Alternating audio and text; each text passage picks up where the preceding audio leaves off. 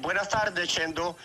Sí, yo creo que es importante en este tema aclarar muchos aspectos.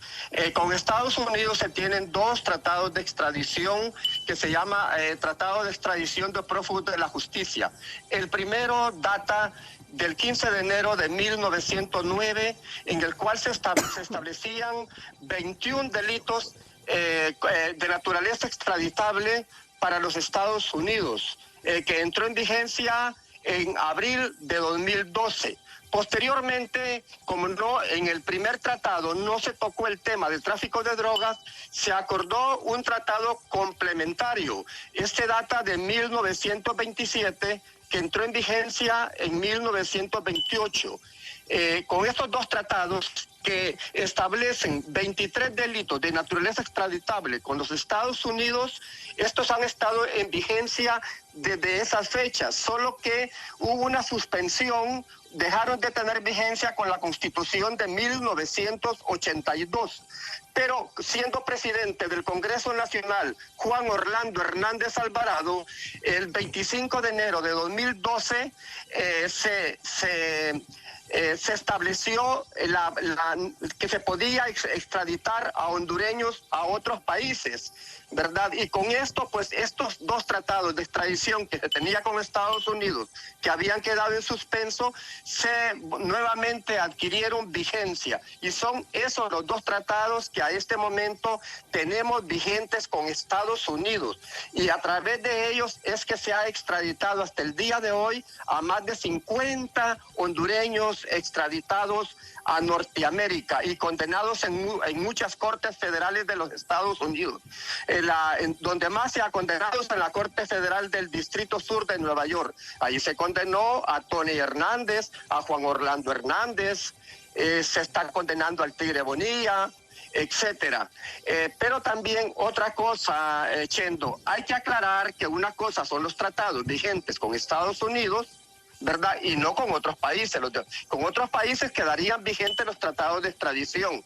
Y otra cosa también es el auto acordado. Ese auto acordado que emitió la Corte Suprema de Justicia a razón de que se reformó el artículo 102 constitucional para extraditar hondureños a otros países.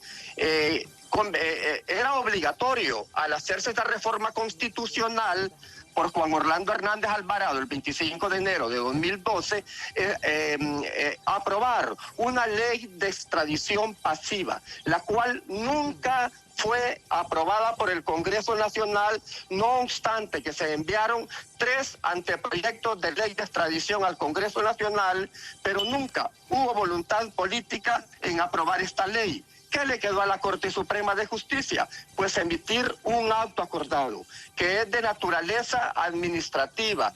Y ese acto acordado que fue emitido por la Corte Suprema de Justicia el 8 de mayo de 2013, que fue el que permitió la primera extradición de un hondureño a los Estados Unidos, como es la de Carlos Arnoldo, el Negro Lobo, ¿verdad? Hasta la última que se ha hecho a través de ese acto acordado en que se extraditaron a muchos hondureños, líderes de los cárteles de la droga en Honduras. Ese es el que ha estado regulando las extradiciones pasivas a Norteamérica y a otros países. Ahora, pero abogado, sí es importante. Sí, cómo no, Chendo. Sí, bueno, usted nos ha puesto ya en un contexto claro cómo están los tratados de extradición, pero hoy, cuando la gobernante habla y toma como base la Constitución de la República de Honduras para que se denuncie el tratado de extradición con los Estados Unidos, es una orden que le da prácticamente al canciller, quien es el que ejecuta las políticas exteriores que rectora y manda la presidenta. ¿Qué pasa si se denuncia ese tratado o tratados, porque se han ido anexando cosas o elementos nuevos a ellos? ¿Qué va a pasar con las solicitudes de extradición? ¿Podrán seguir ejecutándose a sabiendas de que hay una constitución que en su artículo 102 dice que se pueden entregar hondureños a los Estados Unidos y hay vigente un auto acordado del Poder Judicial, o todo esto se para? Mire, Chendo, dejemos claro algo.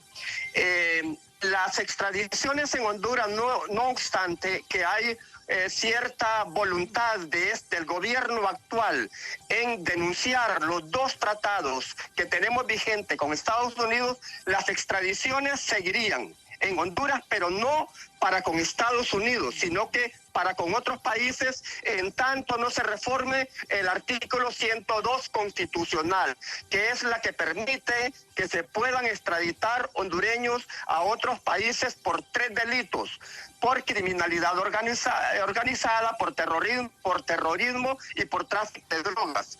Si, digamos, se diera el caso que en este gobierno, como así lo ha ordenado la presidenta Xiomara Castro a su canciller, de que se denuncien esos dos tratados con Estados Unidos, si se denunciaran y ya no tuviésemos ningún tratado vigente a posteriori con Estados Unidos, pues Honduras ya no podría extraditar más hondureños a Norteamérica, a los Estados Unidos, en razón que ya no habría un tratado de extradición con este país.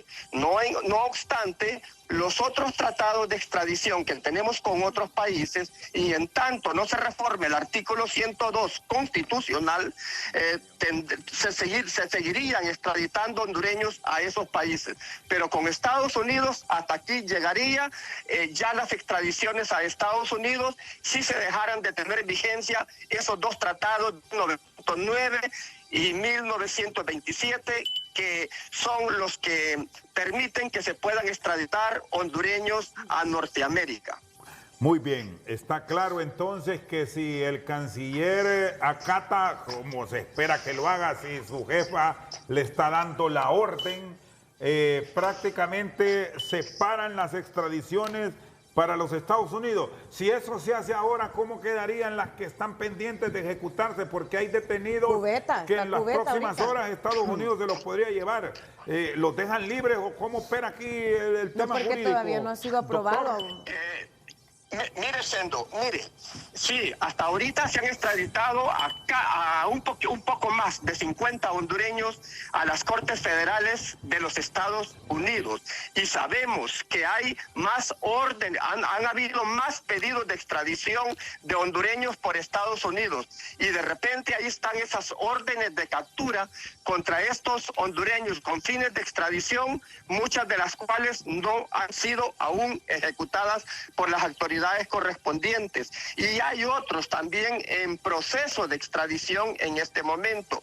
Pero si se diera el caso que se denunciaran esos dos tratados que tenemos con Estados Unidos, todo esto se paralizaría. Ya no se seguirían extraditando a más hondureños. Esas órdenes de captura emitidas a razón de los pedidos de extradición de Estados Unidos a Honduras ya no se ejecutarían, porque ya no se podrían extraditar a más nacionales a Norteamérica. Y esos procesos de extradición que todavía están vigentes ante un juez natural de la Corte Suprema de Justicia en un proceso de extradición, también se paralizarían, porque ya no tendría sentido concluir un proceso de extradición de un nacional para ser extraditado a Norteamérica y ya no hay un tratado de extradición que lo pueda respaldar.